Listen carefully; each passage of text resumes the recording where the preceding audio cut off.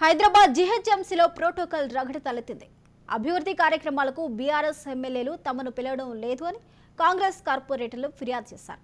Commissioner Ronald రోస్కు కార్పొరేటర్లు బాబా ఫషీద్దీన్, Rajasekhar Reddy, CS Reddy వినతి పత్రాన్ని ఇచ్చారు.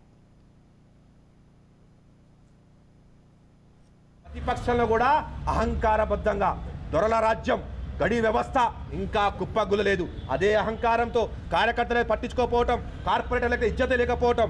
ఈరోజు నేనొక్కడిని, ఒక తెలంగాణ ఉద్యమకారుని, ఒక సిపాయి, తెలంగాణ కోసం పోరాట ఏదుండి మీ మాట నచ్చక, మీ వ్యవస్థ నచ్చక, మీరు చేసే దొర అహంకారం నచ్చక, మీ యొక్క నిర్ణయాలు నచ్చక ఈరోజు ప్రజల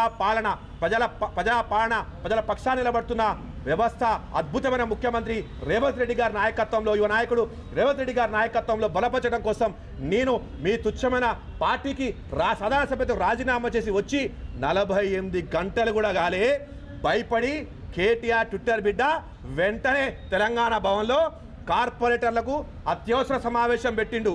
ఎందుకు పెట్టినవా? అంత భయమా నీకు? ఇప్పుడు అధికారంలో ఉన్నప్పుడు కార్పొరేటర్ గుర్తుకు రాలే?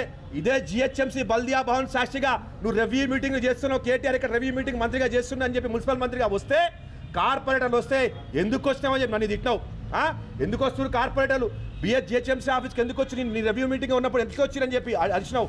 సామాన్య కార్యకర్త వస్తే ఎట్లొచ్చినావు అని అరిచినావు. ఈరోజు ఏ భయంతో, ఎందుకింత భయపడి ఆగమేఘాలపైన ఈరోజు తెలంగాణ భవన్లో కార్పొరేటర్ల అత్యవసర సమావేశం ఎందుకు పెట్టినావు?